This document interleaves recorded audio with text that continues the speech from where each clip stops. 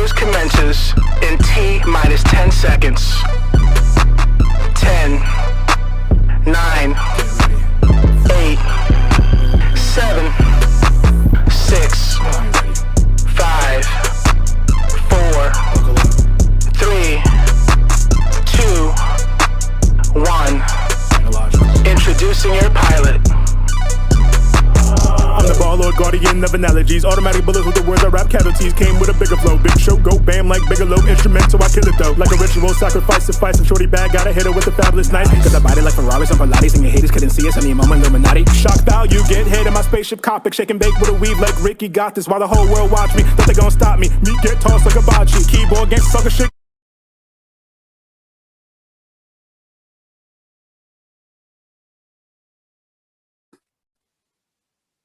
Yeah, this is Sammy Loco podcast number 108. I'm your host, Sammy Loco. I'm here with, go and introduce yourself. I am Analogical, the poet, up and coming rapper from Staten, New York, and I'm just happy to be here, man. So we can chop it up. Cool. Tell us a little bit about Staten Island. All I know pretty much is it's far away from New York and it's Wu-Tang over there. Can you give us a picture of what Staten Island is? Yeah, man. I ain't gonna lie. I'm always very transparent. Staten Island is not the best place to visit. It's not a lot going on there, right? But I love where I'm from, right? So for me, like, obviously you mentioned the Wu-Tang. That's a huge thing that impacted me when I was a kid growing up on Staten Island.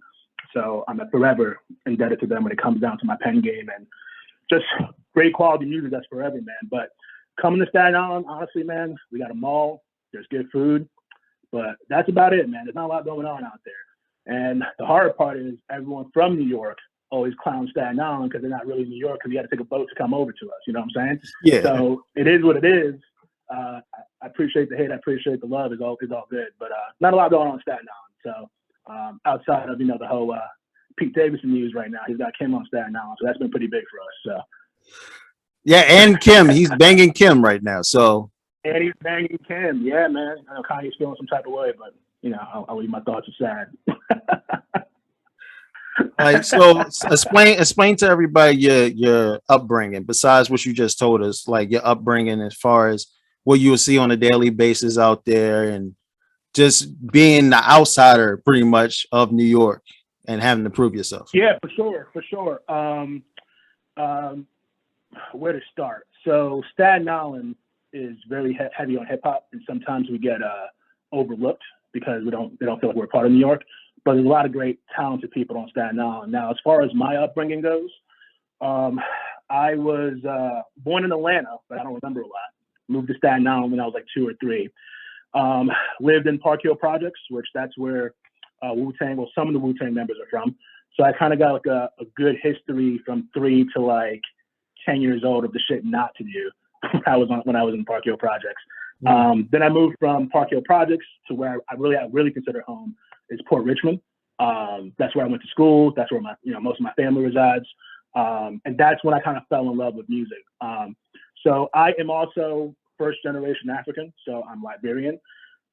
So my upbringing was a little different from most people because, where a lot of times, you date a black chick and she's just like, yo, like, we had James Brown growing up and we had, Anita. And I'm just like, look, my parents was not fucking with that. All right. So music was different, food was different, culture was different, but it's definitely part of who I am, being first generation African. And there's a lot of Liberians on Staten Island. So it's really home for me, even though it's not the best place to visit. It's my home and I love it. The hard part about Staten Island sometimes is, I don't want to go dark, but there is a lot of racism on Staten Island, which is kind of hard to do. Yeah, it's hard to deal with. It hasn't impacted me or stopped me from doing anything, but there's a lot of shit that goes on in Staten Island that's not really cool in my book.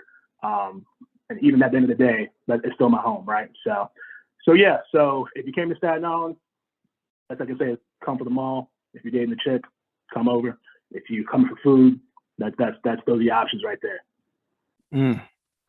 Explain more about the African Liberian side, because that's something news to me. But I grew up with a bunch of Africans, and it's very diverse with Africans too, especially the ones that come from there. Like you have somebody from North Sudan Yeah, who don't it's like hard, man. nobody. It's hard because growing up African, the hard part is, of course, if people are racist and they're white, they don't like you. So it is what it is, regardless if you're African or not. And then you got kind of like Black Americans who'll be like, yo, that's the African booty scratcher I went to in third grade. You know what I'm saying? So, Yeah. so it's kind of like you got to find your way as an African or Liberian, Nigerian, whoever you're rocking with on Staten Island. So as far as like my upbringing, man, like, heavy in church, food was always different. So like even when I had friends come over, when I got to that point, it was like, yo, what's that? You know what I'm saying? It's like you got to explain to them everything. I have an African middle name, which I don't really go by, but it's on my ID, and it's Beckwith with a G, and it's a pretty much long name, like you can imagine. So so you deal with that all growing up, but it's definitely molded me into a person who I am today. So I'm definitely not ashamed of my roots. Liberia at some point is on. I've never been, but it's on my radar to go. With a bucket list kind of thing, because right now, like I know we're eventually gonna get into music, but Staten Island really had a big imprint on the way I write, the music that I put out, especially with Wu-Tang. So essentially, like my goal is really just to always push Staten Island, but at some point, if I do make it, I want to get to a point where I get international and touch out with Liberia. So that's kind of my goal. Cool. Going into that, what name two? Well, we know about Wu-Tang, but what inspired you growing up as far as like the person, as far as life goes, and musicians? Like what two people you can say molded you into who you are now? Ooh, besides Wu-Tang. So like, I'm still going to talk about Wu-Tang a little bit before I give you my two. Only reason why is because, the things they were rapping about was literally like right down the street. So it wasn't far from me. So it was like, it was real and I lived it, Mm-hmm. So like they've always imprinted on me because they just, I remember just because like, they keep it 100, a full 100. Even if you see interviews and podcasts with them, they talk about Staten Island. It's like pretty much everything that I'm saying. But outside of Wu-Tang, there's a lot, man. If I had to bring it down to two, it's hard, man. I want to say for sure Busta Rhymes early on, because when I was a kid, even though I heard Wu-Tang, I wasn't doing those things. I wasn't living what they were living. I just like thought it was cool. But the thing I loved about Busta the most was that his energy was contagious. And the things he was rapping about and the energy he brought to, regardless if he was performing live, his delivery of how it can be slow or fast, that was all intriguing to me, because you hear the Wu-Tang, but they necessarily weren't like, spitting like that fast, like how Busta was doing, and making it make sense in the content he was putting out. So Busta Rhymes for sure would be one. And the other one I would probably say is, I don't know if you know who Joel Ortiz is. Of course, yeah. Joel Ortiz. Okay, I just gotta ask, Yeah. Joel Ortiz, man. So I was working at Best Buy, and my boy, he was Puerto Rican. He was just like, his name's Alfred. He was just like, yo, like I think you like this dude Joel Ortiz. And I was like, all right, cool. I'll put him in rotation. And I can't remember the first CD he dropped. I think it was like Brick Bodega or something. I can't remember the name of it. But that came in rotation, dude. And when I heard it, I was just like, yo, like, this is dope. Raw spitter. The bars were all there. And I'm a super bar heavy guy, so I really love bars. That's what intrigues me to even write, like, when I'm writing. But Joel Ortiz, his first album was very, like, street till I felt it. But even to his evolution now, to where he raps about anxiety, how he feels, his kids, super private person, is someone who's like, I'm super introverted. And it took me a long time to get to my mentality to put the music I am putting out now. But when I look at people like Joel Ortiz, I'm like, yo, he don't care. He just puts it out, and he's got a fan base for that, and that's what they love him for. So that's the kind of respect that I want, to where like, I'll put some shit out. If you're real and you mess with it, it is what it is. And I appreciate that, but I want you to kind of like, learn the journey that I'm going on, kind of how Joel Ortiz took me on his journey. So I'd probably say those two. There's a lot more, but those two if I had to pick two. Okay. So going on, I see that you do poetry and rap. Now, in between those two, because I know a lot of people that do poetry. I know a lot of people that do rap. What is the pros and cons of both poetry and music? That's a good question. I think poetry is always, for me, the heart of where I'm at. And the reason being is because I've always rapped, you know, like lunchroom, typical stuff, corner stores, always did that with my boys and whoever wanted me to rap. But I wasn't rapping about the stuff that I really felt. You know what I'm saying? Like how I really felt on the inside. And for me, poetry was an outlet to where I felt like at the time, people were more accepting to be like, you know, let me hear what you're going through, opposed to, you know, give you 100 bars about like how I felt.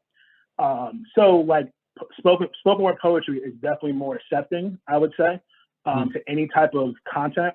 But the good thing is, like, I feel like it's almost a gateway drug to music, because with poetry, if you want to get your bars off, if you want to just, you know, work on your delivery, your breath control, whatever it may be, especially like if you're afraid of crowds, like, because poetry, you know, they're like the PGA golf tour, like they ain't talking, they're really listening to what you got to say, you know what I'm saying? Yeah. So it's like you got all eyes on you, and for me, like it's great practice.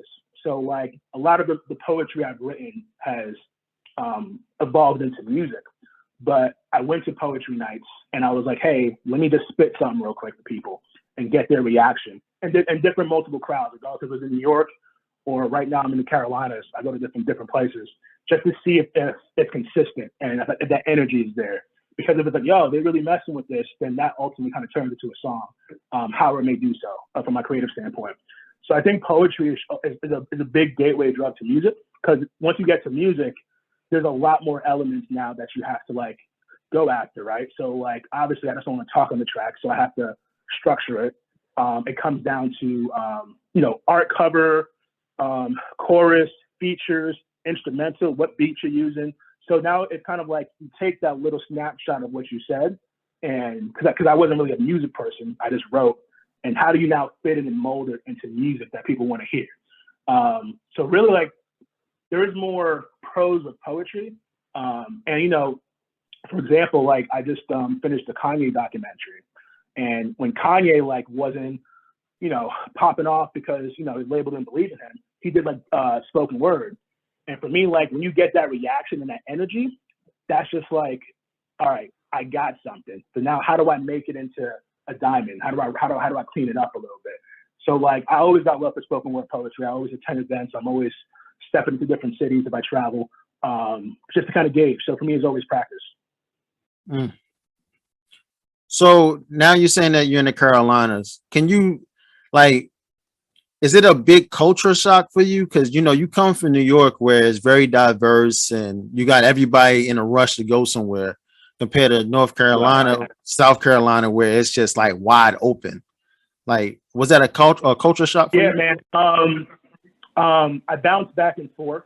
So I made a lot of great connections in Charlotte, North Carolina, as far as like music and studio and people who shoot my videos, and just network a lot with Charlotte. So, but right now I'm in Florence, South Carolina, which is like night and day from Charlotte. So coming from New York to Charlotte, huge culture shock, like huge culture shock. So, I mean, just examples, I didn't have a car all my life in New York because I just always took a train or a boat or whatever. Yep. So when I got down to Charlotte, no car, right? I'm just like, all right, cool. They got public transportation, right? So I remember hopping on a bus and that motherfucker didn't even stop. Like it just, I don't know where I ended up. I was like, yo, like, I got to go back this way. So I had to get off the bus, right? Wait for another bus. And they were running like every 2 hours or some crazy shit. I'm just like, you know what? I got to get a car. I can never do this again. So I finally got a car when I got down to Charlotte. I never had one before. The biggest thing for me with Charlotte that I love is that it's a smaller New York, like a very small New York. So like you still get the city aspect of it, but they just don't stay open late. That's the hard thing. So New York, if I'm like, yo, I'm gonna get a drink at like 2 a.m. or get food from a bodega at whatever time in the morning, or a diner, whatever it may be, options galore. Charlotte, not the case. So you better eat before 11 or shit's closing. You know what I'm saying? So like, especially if you eat out. So so Charlotte had a huge impact on me, especially like when I was living there. their music scene is really good right now as far as what's coming up, and especially what the baby is doing with Charlotte. So same concept. Like I really appreciate energy. So like when the energy's there, it's just like, all right, cool. Like this is amazing because it's almost like you're witnessing something in the city. So right now, and the reason why I move around a lot is because I work for Best Buy. I'm a manager. So a lot of times they'll hit me up with like either like, hey, we got a promotion. We want you to go to this store. We want you to do this. And it's like, all right, cool. How much money are we talking? And then we figure it out, right? Yeah. So right now I'm in Florence, South Carolina, which is the opposite. Super slow, super quiet. I have kind of stepped in some poetry scenes out here. The energy sometimes is not always there for me, but that's something that I'm learning to adjust to. You know, what's funny is, you know, I'm a big believer in everything happens for a reason, right? So not to overtalk it, but when the pandemic happened, right, I was in Florence. So Best Buy was doing some crazy stuff where we didn't know if employees were working, if we were closing, we didn't know if we would have jobs or not. So during the pandemic, like I'm dolo out here in Florence. I was like, yo, like if Best Buy's closed, I don't know what I'm gonna do. Like I have no idea. So like, you know, between like depression and just kind of like staying in all the time and no one can go out and the world was being crazy, I just got him out my bag and started writing, you know what I'm saying? So I kept writing. And because of that solitude I had in Florence, I dropped my first EP. And I didn't intend to drop an EP. It just that I had the content to say, all right, cool. This is stuff I've tried before at outings.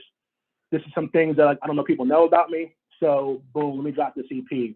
And I dropped the EP and I got a lot of great feedback. So Florence for me, like if I didn't have that solitude, like I don't think I'd be here. You know what I mean? Sometimes guys just want you to sit down and stop moving. And that's the issue in New York is you're always moving. You know? So yeah, so I got love for all cities because everything is a learning experience for me. Well, getting into that, you was talking about your depression and everything as far as the what I call it a lockdown. How did you get past all that? Besides the music part, what did you do or what did you realize about yourself, you know, during that time? Yeah, man, good question. Because honestly, I think the depression came because the world stopped, right? And when the world stopped, for me, it was just like, am I doing what I'm supposed to be doing? So Best Buy closes tomorrow. Am I doing what I'm supposed to be doing? Or am I just moving on? And I just wasn't happy with what the movie was looking like, the finish line was looking like. So like for me, anytime, regardless if I'm in a good mood, I'm in a bad mood, like for me to release it is always going to be writing. I'm not a big talker. Like I said, sometimes I'm an introvert, so I got to be better with calling people, but that's just not me. I ain't built like that because I don't like to make my problems other people's problems. You know what I'm saying? Yeah. So for me, like I just write because once I write it, I release it and it's out there. The difference was I wasn't sharing it, right? So, and I'd show some people, you know, people be like, yo, this is dope, this is fire. And I'm like, yeah, you know, I don't know if you're blowing smoke on my ass or not, but like, I appreciate it. But a lot of people were giving me great feedback and just like, look, like, you got to do what you want to do. And what I realized in that moment was writing is my passion, music was my passion, but more importantly, sharing it with the world was my passion because I'm like, I can quit Best Buy tomorrow and just being 100%. And for me, like the writing is always going to be like, move me. And that's my passion. I love writing. I love putting it out there. So once I kind of figured out myself during that solitude of like, bro, you got to go for it. Like, if this is your passion, like, what are you waiting for? And I had that real talk with myself. And once I did that, I was like, I'm going to make this like, you know, my own business. I'm going to promote my IG page, get in the studio and just release. And that's what I've been doing for about, you know, officially for about a year and a half now. So yeah, man, I just had to figure out what my passions are, what made me happy. So, and you can buy whatever, anywhere. I can be in a different city. As long as I'm writing, I'm getting money. One song that I really into, also, I'm an introvert also, but the song called Enter the Introvert. I really liked it because that's the same thing that came with me. And that's why I think parallel me towards you, because I am also an introvert. I've been doing this since 2017, but I've been doing off and on because I'll be thinking to myself the same thing you was thinking. Am I supposed to be doing this? Right. Is this what I'm supposed to be doing? Then you get older and then you start realizing like, okay, I better do something because I don't want to live with no regrets. You don't want to be 40, 50 years old saying, I could have did that. I could have did that. And then you'd be sitting at the barbecue saying, yeah, you know, I used to do this. No, you didn't. You ain't do none of that shit. Right. So what made you say, let me make this song? And I know it was more personal to you than any other songs I have heard from you. What was that song concept coming from? I'm gonna be honest with you, like, and maybe it's the introvert in me, and I tell people this. I almost hate that I dropped it, if that makes sense, because every time I listen to it, I'm like, oh, I feel so vulnerable. You know what I'm saying? Like, I feel like people are gonna judge me. I feel like people are gonna be like, what is this? You know what I'm saying? But once again, I can't care about that, right? So for me, like, I'll still have those thoughts in my head, but the song honestly came about was the beat was done by my boy in Charlotte. His name is James. He goes by Young Val, dope beat maker. So once in a while, he just slides me some beat packs of different beats. So I'm just going through these beats, and I hear this one, and I'm like, yo, this is like a super wacky beat, and this is probably something people won't rap over, because I'm always intrigued by like hearing a beat that and challenging my pen. So when I heard it and it was super wacky, I don't know, my mind just went to like, I have these visions and these thoughts, and my mind just went into like, hi guys, I'm an introvert. It's my third day out here like a little Uzi Vert. Acapulco Gold got me hot like Captain Kirk. So I was just like, okay, I got that part, but what am I talking about? So once I got that part, I was like, do I really want to share this with people, what goes on in my head? Because like, even when I'm at work or I'm driving, like my mind just be like on some crazy shit sometimes. And I just be like, I don't know if I want to share this, you know what I mean? That I'm bad with social cues, but I get nervous with interactions. I hate public speaking. But once again, like I'm the type of person to where like, you got to power through. If you're going to be this rapper you want to be, like all those stuff are counterproductive to what you want to do. So like people won't know I'm scared. It may not come across that way. I'm letting you know I'm scared, but I'm going to power through. I'm going to power through all this. So with that song, I really just wanted to share what it goes through like an introvert mind. Because when people are like, yo, you should call people and talk to them. I'm like, yeah, but that's not me. Or it's like, hey, bro, you're mad quiet at the dinner table. You all right? I'm like, I'm good. Trust me, I'm good. I'm just observing and witnessing what's going on. So I do got to give credit to his name is Nick D'Amano. I met him on Instagram. We network. I got his number. He's from the Bronx. So we collabed on the video because he's a super animated guy. He has a bunch of different animated videos. So when I told him what I was looking for and like the idea and the concept, he's almost like, yo, this is going to be like one of the craziest one ever done, because like everything else is always, you know, the same content. And I shouldn't, you know, no, I'm going to talk my shit. Typically everything's the same. And that's the hard part about music. It's like everybody want to rap about the same thing. Nobody wants to rap about the real or what's going on. Hence why I really love Joel Ortiz. So when I told him about it, like he got on it quick, and he got that video done literally like in 2 to 3 weeks, sent it back to me. And I was like, this is the best shit I've ever seen. Like, this is crazy. But now, do I want to share it with the world? So that was the full idea of it, is really just like, you know, putting it out there, seeing what people thought. And then same concept. I got a lot of great feedback from it. You know, a lot of people DM me now. They're like, yo, this is different. This is weird. I can relate. I didn't know, you know, so like it's kind of cool to kind of get that exposure, because, you know, a lot of people won't, you know, sometimes you have to like, you know, trick people into eating vegetables, you know what I'm saying? So like hearing it is kind of like, oh shit, like this is different, but I didn't know that was real. I'm like, yeah, everything I said was real, like from anxiety, from depression, to just me being quiet, me being in my head. So yeah, man, it was different. I was really scared to release it and share it, but like I said, the feedback, it always helps getting good feedback. Yeah, like I said, everything in the song triggered me. Like, yo, I thought I was really the only one dealing with this. Like, I was the quiet kid in school where they thought like, oh, he gonna show up at school one day. Don't fuck with him. Like, no, I'm just watching y'all. I'm just watching y'all. That's it. And that's like being an introvert is what came up with my name, because a Spanish lady said, oh, you Sammy Loco. Like, when you're around me, you're doing all this crazy stuff, but when you're around other people, you don't do nothing. And I was like, that's the truth. Right. Exactly. Something else that caught my attention also was the Bar Lord video. And you know, besides what I'm about to get into, tell me where that was shot at. Tell me, you know, your thinking behind that, because you go from Into the Introvert and then you go into Bar Lord. It's like you're being really diverse. Like you're really rapping fast on this one, Appreciate that. and then with Into the Introvert, you're being vulnerable. So tell me what went behind the video, the song, and everything. Yeah, man. So that one honestly was written directly in the heart of the pandemic. Because I'm gonna be honest with you, like even though I'm introverted and I'm saying all these things, like I really love hip hop, like love it with a passion, but also I'm super competitive. Like I'm super out to be like, yo, I'm better than the next person. Like, and that's just me. That's the confidence I have in my pen, to where like I'm always going to try my best to test my pen. I don't want to stay in the same lane, because I think sometimes people stay in the same lane, and you may get a bag from that, or you may get recognition from that. But it's like I want to be able to do the R&B songs. I want to be able to do the stuff like the Introvert. I want to be able to spit really fast. Like no matter what you throw at me, like I'm not denying the bag. I'm not denying the opportunity to like, you know, rap with a slow rapper or rap with a twister. Like I'm open. Mm-hmm. So with Bar Lord, I'm not gonna lie, Russ, the rapper, he dropped an EP during the pandemic, and it was called Chomp.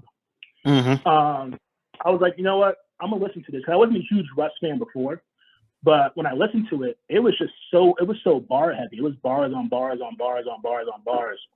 And another one of my favorite rappers was on there, King Crooked, crazy verse. So when I heard it, I was just like, yo, I got to do a song where like I'm just like spitting. You know, Crook, the M's, the Technons. I just got to do a song. So same concept, how God works in mysterious ways. The producer for that and the beat maker for that, his name was Beefy808. I was make sure everyone gets their props.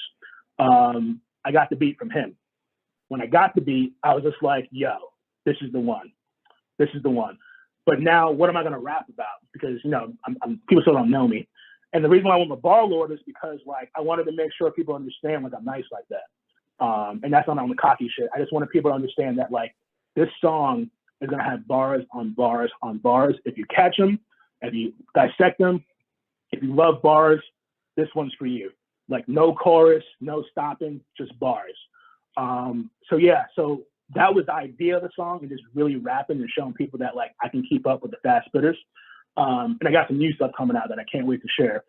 And then to answer your question about the video happened because I always have these visions. So like when I hear a song or when I write a song and I hear it when it's the final product, I'm like, I think this one needs a video because I got to give visual aid to what I'm talking about. Same thing with Enter the Introvert. So the videographer for that guy, his name was PJ Mandeville. I met him or got to know him through a mutual friend. Now PJ's super tapped into Charlotte. Like he's done music videos for like early baby, early like Charlotte artists. So when I met him, I was like, yo, like I got this idea. So I sent him the song, and then same concept. Like I'm always meeting these people that are like, hey, let me tell you what my vision is. And I love dealing with visionaries because like you tell me what you're seeing, I can tell you what I'm seeing.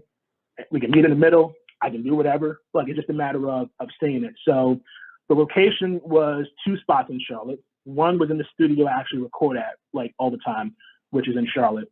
And the engineer was in the room in that video too. He was the one who engineers all my music and gives me a vision of what should sound like what. His name is Killswitch. And really, I'm not gonna lie, you know, because I'm new at this. So with PJ, he was really like, hey, stand here, walk over there, do this, do that. And I give people like that credit all the time because I don't know what the hell I'm doing. It's my first music video. So he just like, yeah, do this, stand here, go over here, get in the booth, stand over here. I'm gonna walk around you. Like super, super like helpful, super like, you know, understanding like, hey, this is the first artist, but I really like the song. So I'm gonna give him ideas. So like that's someone that I'm tapped in for the rest of my career. Like any type of music video, if I'm in Charlotte, like he got it. So a lot of the visual of that video came from him. Like I picked the locations, but everything else you see in that video, me moving, all him, like whatever I'm doing, all him. So I appreciate him for that. And then that's kind of how Baller came out. And that one had a slow pickup, but then I think when people started like hearing it, they were just like, oh, like this got bars. And that was the idea of it. Okay. Also on top of that, you got a big cosign that I noticed Fat Joe liked it, and then he put it on his story. Now, if Fat Joe likes it, then you know. I It, appreciate that. Appreciate that, man. did he send you a message or anything? He did. I'm not gonna go over exactly what he said, but he did DM me. Super positive. And that for me, like, always drives me to know that I'm doing the right thing. Same thing with I don't know if you heard Line Over Sheep, but Yep, I was about to go there. Jadakiss doing a shout out on there for me. So like, obviously, you know, it's a business. So like, they're in the position to help new artists.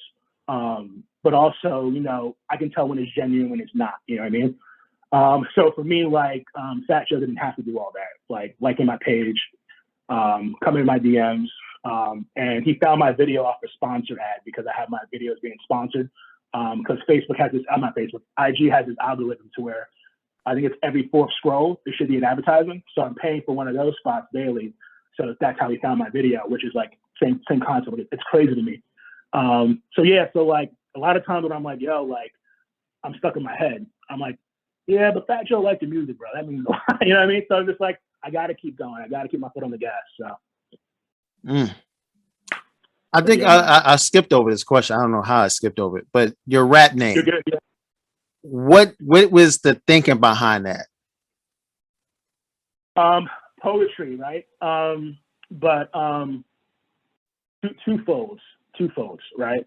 And I don't want to, you know, take you all the way down the rabbit hole, but the thing for me was my early on, like younger me, I was a super emotional person. And I didn't know how to necessarily deal with my emotions all the time in the best way, regardless if that was me lashing out or being somewhere I wasn't supposed to be. Like I wasn't the best with that. So as you know, I've developed, I've really, the way my mind works is I'm super logic orientated. Like I do most things if it falls underneath the logic umbrella. And I can look at the emotional umbrella and be like, you know, yeah, I see it, but that's there. And I can now handle my emotions a lot better. Where I couldn't really so much, you know, growing up.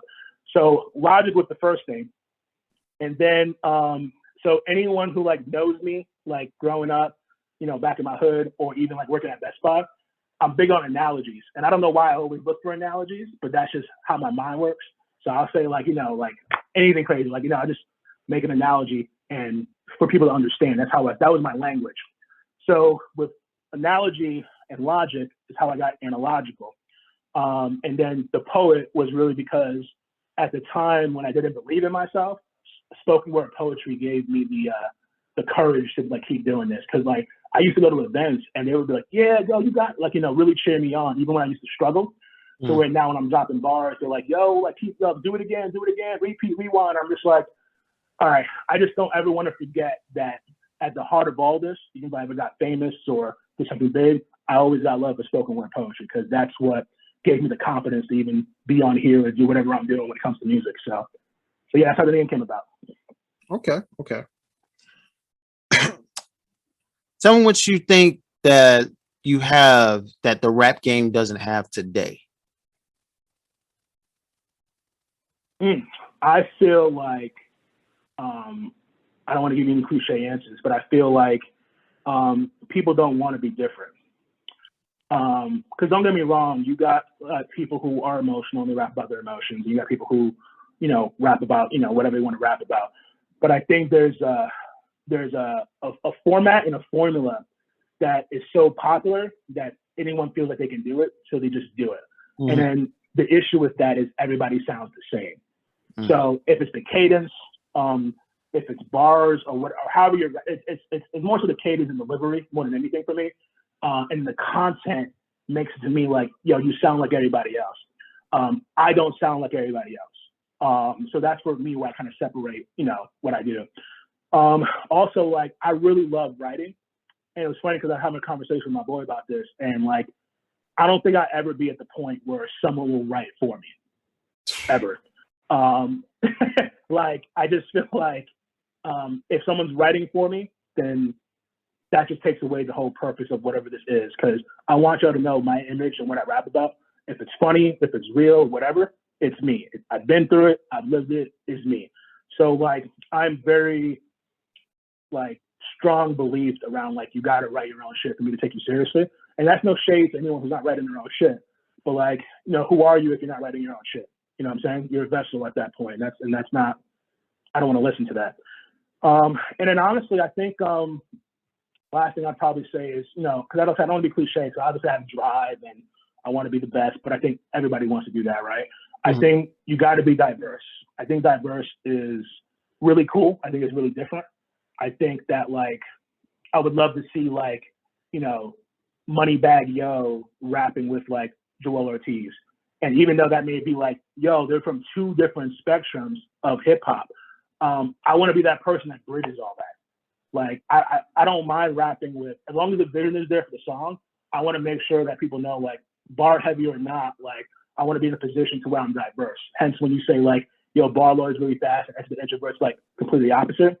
Like, I love that because I want to be different and I want to give you guys different samples of my pen. I don't want to be, you know, rapping about the same thing and have the same sound because my pen and the beat takes, my mind just kind of goes off on what I want to write. So I feel like, you know, being diverse with my pen is something what a lot of people aren't doing. Yeah, I think those three things for me is what kind of separates. So if you come to my page, you click on that link in the bio and you listen to my music, I don't think any of it's going to sound the same. I think it all sounds different. I think it has its own perspective. And you're going to get bars no matter what you're listening to. What's the hardest part about making music? Because I talk to a lot of people on my podcast and stuff, and people give me certain elements of what is the hardest about making music. Some people say putting it out there. Some people saying being in the mood. What is your hardest part about making music besides what you already told us already? Honestly, I mean, I don't want to, you know, sound different, but I'm just being me. I don't think it's hard to make music if you're making it for the right reason. I feel like, once again, like, my plan was never to make music. My plan was just to write how I feel, like, in my Doug Funny journal. Like, you know what I'm saying? That's what I was doing. And now I'm at the point now where I can take what I do on a normal basis and create music. I don't think it's hard to do so. I just think what I think it's hard is, if it was up to me, right, I would 100% focus on music, right? So right now, it's funny because I was actually thinking about leaving my job and had a conversation with my manager, just be like, hey, look, I'm a manager too, but he's above me. So he's like, look, like, I don't think I want to do this anymore because, like, I want to make sure I'm happy with what I'm doing. And I want to give my time to music. Of course, he told me to think about it, but I think the hardest thing is really finding a balance because you have to be financially stable to do this, right? Like, you have to be able to, like, if you want to be different, right? Like, for instance, like, I go to a really high quality studio and some people are like, yo, you can just come to the crib and record. And it's just like, I would, but I got to understand, like, if I'm going to give you content, I have to not only sound different, but I have to sound better. You know what I mean? So, like, it has to sound better. And a lot of that comes down to, like, if you got the funds for that, you know what I'm saying? If you got the money for that, because that's the only thing really that can hold you back, to where it's just like, if your vision is to be, you know, execute a high quality project and high quality music, that costs money. Like, that takes an engineer, that takes high quality mics, that takes, at least for me, it does. Now, granted, some people are like, no, I don't do that, but hey, that's your prerogative, right? That's your choice. But I want to make sure that whatever I'm presenting to you guys is high quality. So sometimes for me, like, for instance, like, sometime this year, I do have to go back to New York because I have to record some music videos. And I have to get the time off. I have to pay for the flight. I have to, someone else is flying out. So it's just like, you know, I ain't like, you know, Diddy or anybody. Like, I got to figure it out, but this is my dream. This is what I got to do. So, like, that's the only thing is, like, when I have these visions, a lot of times they take money. So I really try to financially put myself in a place where I can succeed with my music and give you guys the high quality. Because if it's not high quality, I'm not putting it out. That's just the way that I am. So I think that's the only thing logically that would hold me back. But making music itself, no, I really love doing that, man. I love being in the studio. I love getting instrumentals. I got people who send me beats regularly at this point.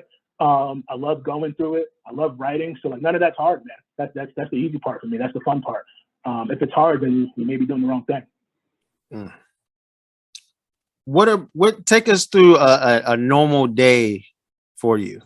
Like, what do you do on your daily basis? What's your favorite thing to do? So I work a lot, right? So like being a manager at Best Buy, I usually pull like 50, 60 hours. So it feels like I sleep there, to be honest with you. So if I'm not at work and I'm disconnected from work, like for instance, I'm off today. I'm a huge gamer.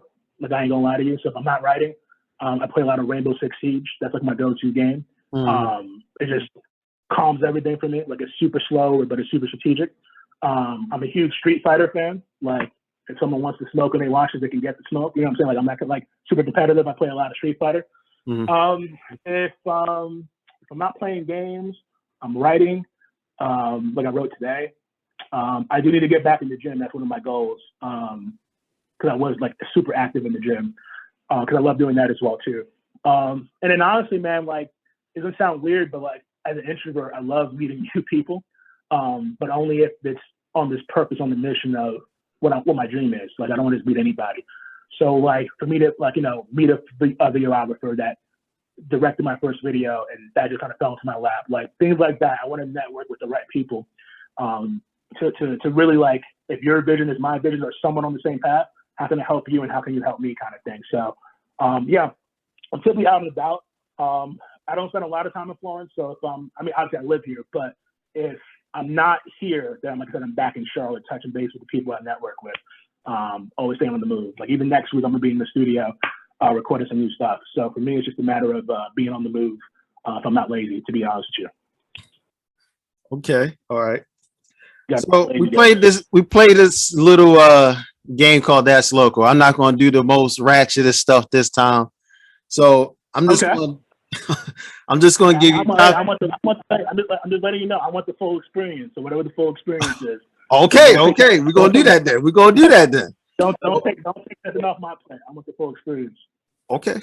Say no more.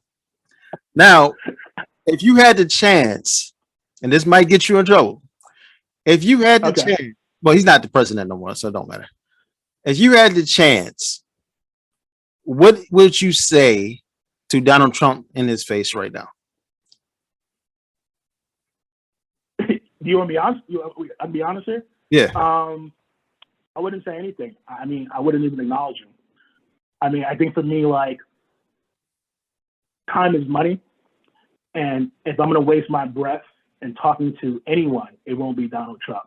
So if, I don't know how the scenario plays out, but if we're on an elevator together or I'm walking by you, or if he says, hi, good morning, Analogical the poet, like there's no conversation. There's just nothing I got to say to him. So that would be my honest answer.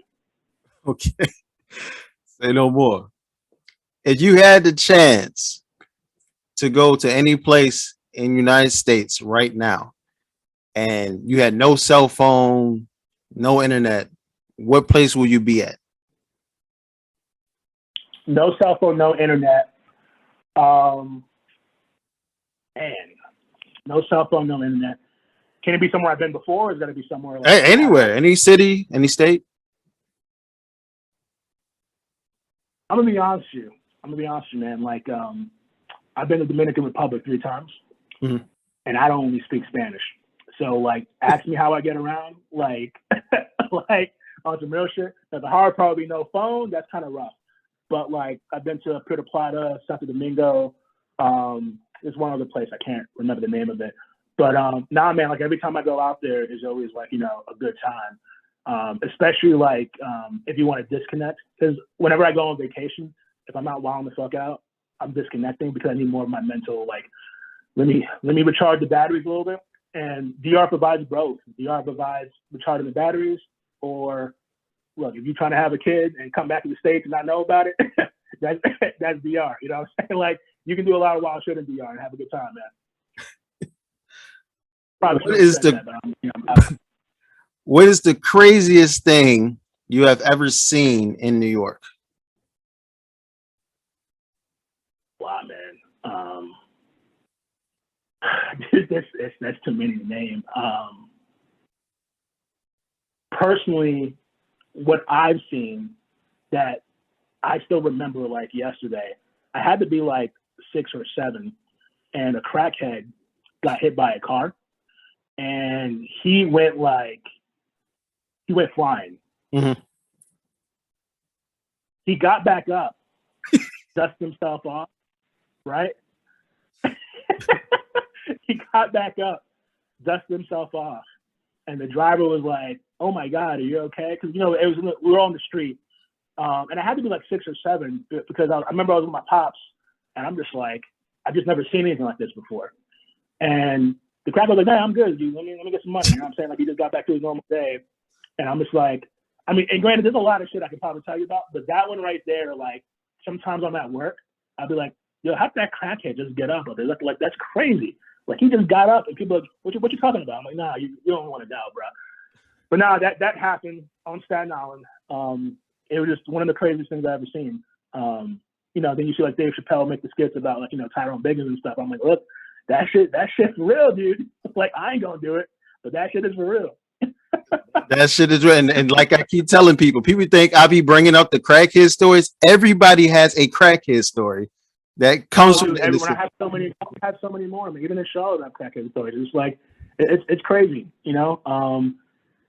But there's a lot that happens in New York, man. And the hard part about like being from New York is that you don't even deem it crazy anymore. You just accept it because it's New York.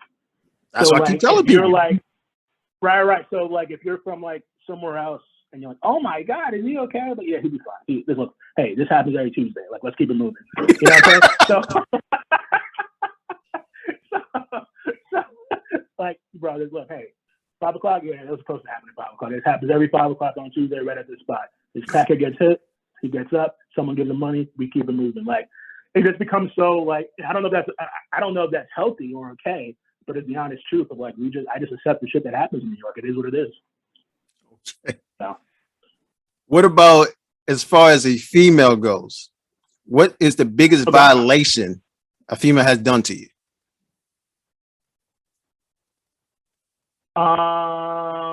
So on this album, you're about to hear about it.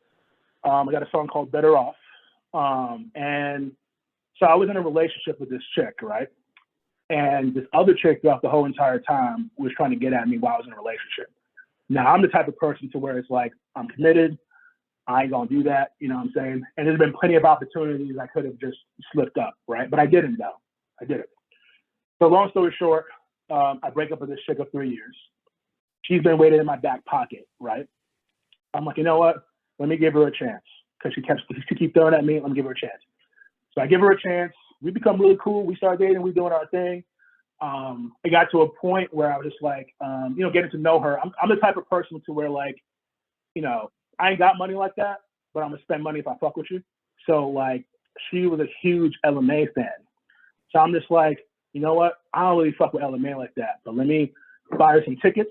We got her VIP tickets, VIP access to see LMA, right?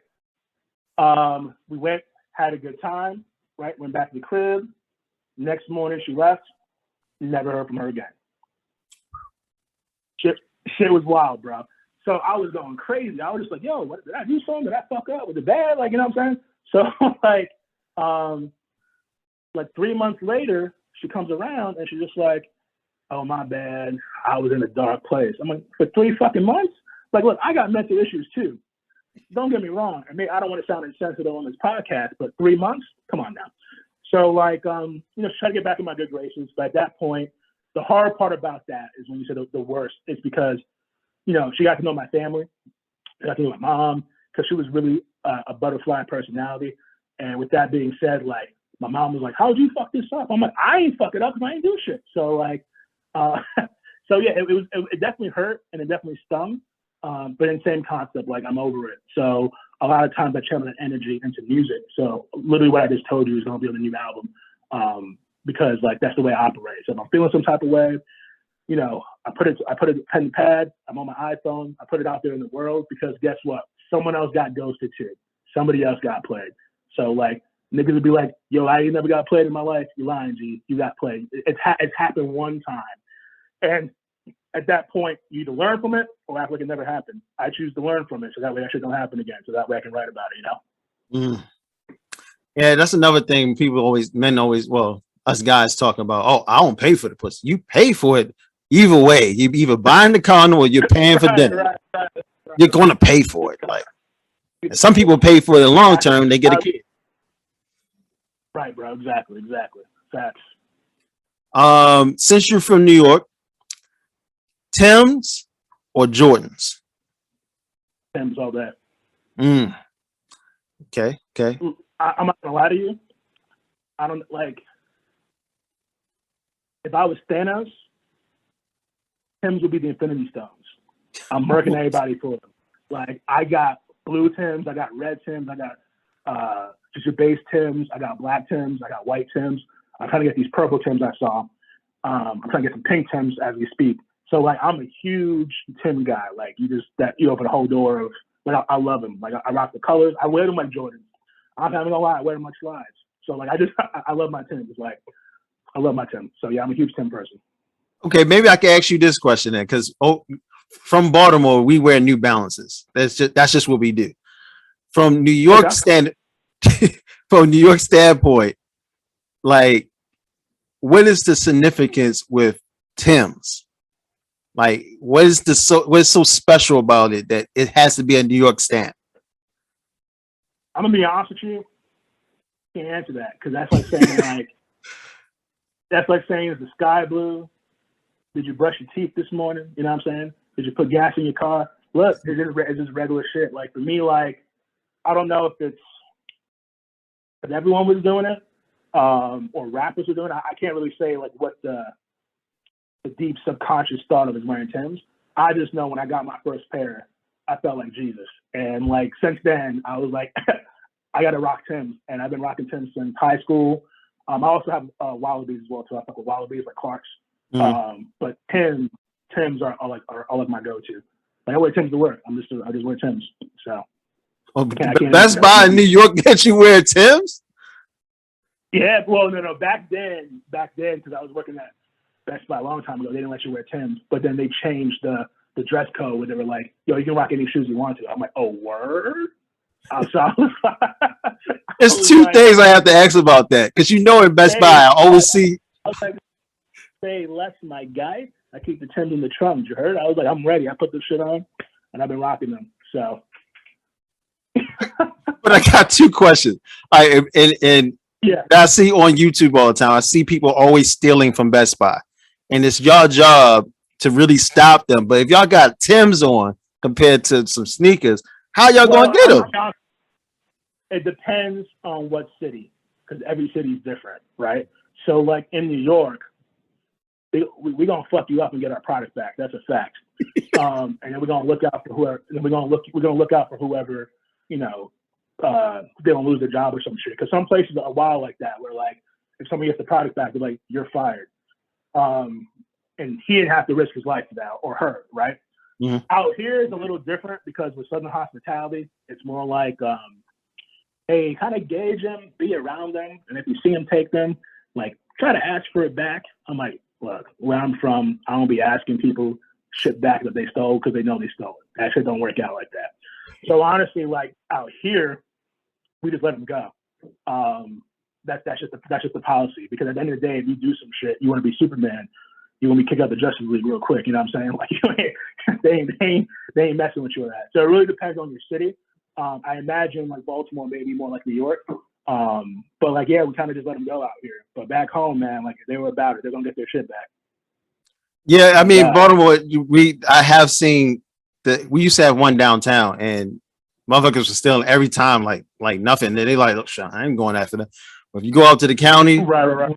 Motherfuckers is chasing after you. Like the guys they get purposely, they used to be wrestlers and they want to wrestle you and toss you and shit like that. It just depends on the makeup of the city and the story. And I mean, like, if we about getting our shit back, I'm with it. If y'all don't want to do that, then I ain't gonna be Superman. Like, I'm not getting paid to tackle somebody. You know what I'm saying? So, but what is the original? Oh, go ahead. The original plan. If I need to get my shit back, I can definitely do it in Tim's. That ain't a problem. Oh shit! Okay. I wonder if y'all can run like a four flat on that. Well, I'm on some real shit. Like I really love Tim's, and I don't know if that's just a New York in me. Like, but nah, bro. Like when what's homeboy that did the dunk contest? I think it was Cole Anthony. And he put the Tim's on. I was like, yeah, screaming through my fucking TV, bro. Like that shit's crazy. That's what we identify with. You know what I'm saying? I can run in Tim's. Look, I done dance with a chick in Tim's. You know what I'm saying? Like Tim's is just a part of me. Like I can do whatever in Tim's. If I had to, I ain't the best at basketball, but I play ball in Tim's if I had to. But I'm just, it's just some Man, regular y'all do everything in Tim's. Fucking Tim's. All types of shit. As a fucking Tim's. Like, and sometimes other Tim's ask for it. Like, they want you to wear the Tim's. I'm like, oh, word? Say less. Like, you about to get the full New York experience. That grip, that's why. Exactly. I already know the answer to this question based on this interview. Wu-Tang or Mobb Deep? Wu-Tang. Okay, I figured that. Now, it's hard to say that because, like, well, it's not hard because I said it, but I really fuck with Mobb Deep as well too. Like, I love Mobb Deep, but as far as like my makeup, where I'm from, like right next door, like meeting some of them before, like it's gonna be Wu-Tang. Gotcha. Who is the best Wu-Tang, rapper? My favorite that I can relate to as far as pen-wise is Ghostface. Okay. You said who? Ghostface. Ghostface Killer. Oh, Ghostface. Okay. Well, mine would be ODB. I love ODB too, man. I feel like the thing about Wu-Tang is they're all different in their element to where their style comes together like a Megazord or Voltron, whatever you want to call it. But as far as like pen to paper, like the syllables, the wordplay, like anytime Ghost rap for me, that's what always intrigued me to be like, I got to write better. With Neff, it was more like cadence and flow. With Raekwon, it was more like punchlines and hitting. And then with ODB, like you mentioned, more than anything, it was the style and energy. Mm-hmm. It was just like, you could feel it. Like I would, like out of everybody, if I want to have to watch someone recording and be a fly on the wall, it'd be ODB, just because like the energy that he like puts into the mic, and I guarantee the booth will be live and the studio will be going crazy. Like I would love to witness that. You know what I'm saying? So like I take a little bit from everything, man. I love Inspector Deck. I love all of them. Yeah, I forgot about that. Forgot about him. Damn. Best album ever, in your opinion? Ooh. That's hard, man. Best album ever? I could be cliche and say my album that's about to drop later this year, but I ain't gonna do that. I would say best album ever. That's too hard to say one album, man. So many people impacted me and inspired me. So if I had to say it, then I'm just gonna go with 36 Chambers, because with 36 Chambers, not only is it a masterpiece and it's literally like forever music. I was a little bit younger when that album came out, but I remember listening as I kind of got older, because I didn't always appreciate it the way I do appreciate it now. But same concept, like they all came together for one vision. And there's, slow songs, fast songs, anthems on there. Like that's forever going to be a classic album that really imprinted on me. So if I had to pick one, it'd be that, but I can easily name like about 10 more from different rappers all over the, U.S. Like Lupe Fiasco is one of my favorite rappers. And when he dropped, I think Food and Liquor, the first one, dude, I was just like, it's crazy, because like in New York, especially in New York, they kind of groom you just to fuck with New York music. So like I wasn't really fucking with a lot of other outside area music when I was in New York. It was either, Mobb Deep, Jadakiss, Wu-Tang, Biggie, like everything was always like feeding in New York. So like, as you're getting older and you're like, yo, who's Outkast? This shit sounds crazy, right? That's what Lupe was for me. Like when I first heard Lupe, I was just like, yo, like this flow, his style, super unorthodox, and I love like his punchlines and his lyrical ability. So like, there's just so many in my catalog that I'm just like, that are our favorite albums. But if I just say like the best, it'd probably be that Wu-Tang 36 Chambers. Okay.